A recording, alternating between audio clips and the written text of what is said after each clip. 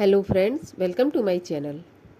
दोस्तों, आश्विन मास के शुक्ल पक्ष की एकादशी, जिसको कि हम पापांकुशा एकादशी के नाम से जानते हैं, वो कब है, इसका पूजा मुहूर्त क्या रहेगा, पूजा की विधि क्या होगी, पारण का मुहूर्त क्या रहेगा, पारण कब किया जाएगा, पारण का समय क्या रहेगा, इस सब के बारे में हम आज के इस वीडियो में बात करेंगे। तो वीडियो बहुत ही महत्वपूर्ण होने वाला है। बने रहिए वीडियो में अंत तक। और यदि वीडियो अच्छा लगे तो वीडियो को लाइक अवश्य कीजिए, साथ ही साथ चैनल को भी सब्सक्राइब कर लीजिए। तो देखिए, आश्विन मास की जो एकादशी है शुक्ल पक्ष की, उसको हम पापांकुशा एकादशी के नाम से जानते हैं।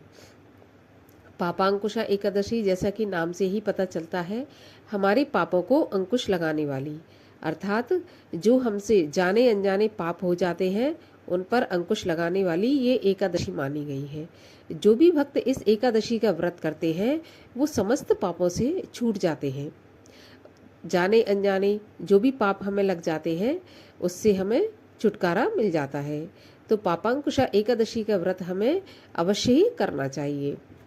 वैसे तो हमें निराहार रहकर व्रत रखना चाहिए, लेकिन यदि सामर्थ्य नहीं है तो कम से कम हमें एकादशी के दिन अन्न का त्याग तो अवश्य ही करना चाहिए, क्योंकि ऐसा माना जाता है कि एकादशी के दिन जो सारे पाप हैं उनका निवास स्थान अन्न में ही हो जाता है। अक्सर ये सभी लोग मानते हैं कि एकादशी के दिन चावल नहीं खाना चाहिए, लेकिन चावल का ही नहीं है इसमें। चावल इसलिए नहीं खाया जाता क्योंकि चावल अगर हम त्यागते हैं एकादशी के दिन तो हमें जो रेंगने वाले कीड़ों की योनि होती है उससे हमें मुक्ति मिल जाती है, छुटकारा मिल जाता है। लेकिन हमें बाकी अन्न खाने से जो पाप है वो तो लगता ही लगता है। तो एकादशी के दिन हमें कभी भी अन्न ग्रहण नहीं करना चाहिए, क्योंकि जब हम अन्न ग्रहण करते हैं तो स्वतः ही हमारे अंदर पाप का निवास हो जाता है। तो एकादशी के दिन कभी भी अन्न ग्रहण नहीं करना चाहिए। तो आइए अब हम जान लेते हैं एकादशी के नियमों के बारे में। तो देखिए, एकादशी के व्रत के नियम हमें दशमी तिथि से पालन करने होते हैं। दशमी तिथि को सूर्यास्त के बाद हमें नमक का और अन्न का सेवन नहीं करना चाहिए। सूर्यास्त के पहले पहले हमें भोजन कर लेना चाहिए। इसके बाद हमें रात को ब्रह्मचर्य का पालन करना चाहिए पूरी तरह से। और सुबह ब्रह्म मुहूर्त में उठने के बाद, एकादशी को सुबह ब्रह्म मुहूर्त में उठने के बाद हमें अपने अच्छी तरह से मुख की शुद्धि कर लेनी चाहिए। वैसे तो ब्रश नहीं करना चाहिए, दातुन नहीं करना चाहिए, हाथ से ही, उंगली से ही आपको मुख शुद्धि करनी चाहिए। इसके बाद स्नान इत्यादि करने के बाद सूर्य भगवान को जल अर्पित करें। जल अर्पित करने के बाद आपको भगवान श्री हरि विष्णु की पूजा पीली चीज़ों से करनी चाहिए। पीले फल, पीले फूल, पीली मिठाई, पीले वस्त्र, इस प्रकार से आपको भगवान श्री हरि विष्णु की पूजा करनी चाहिए। पापांकुशा एकादशी के दिन भगवान पद्मनाभ की स्वरूप की पूजा की जाती है। जो पद्मनाभ स्वरूप है उसकी पूजा हमें करना चाहिए। तो यदि आपके पास फोटो है, तस्वीर है पद्मनाभ की, तो अवश्य ही आप उस फोटो की पूजा अर्चना करें। भगवान के भोग में हमें तुलसी का भी अवश्य उपयोग करना चाहिए, लेकिन तुलसी हमें पहले से तोड़कर रखनी चाहिए, क्योंकि एकादशी के दिन तुलसी जो है हम नहीं तोड़ते हैं। और एक चीज़ और मैं आपको बता दूं कि तुलसी आप तोड़कर रख सकते हैं। तुलसी के पत्ते कभी बासी नहीं होते। आप इनको लगभग 11 दिन तक रख सकते हैं, या फिर जो चढ़ाए हुए पत्ते हैं उन्हें भी धोकर आप रख सकते हैं, क्योंकि तुलसी पत्र कभी भी बासी नहीं माने जाते हैं। सूखी तुलसी हो, तुलसी का पत्ता हो, मतलब तुलसी का कैसा भी पत्ता हो, वो पूजनीय और भगवान को स्वीकार्य होता है।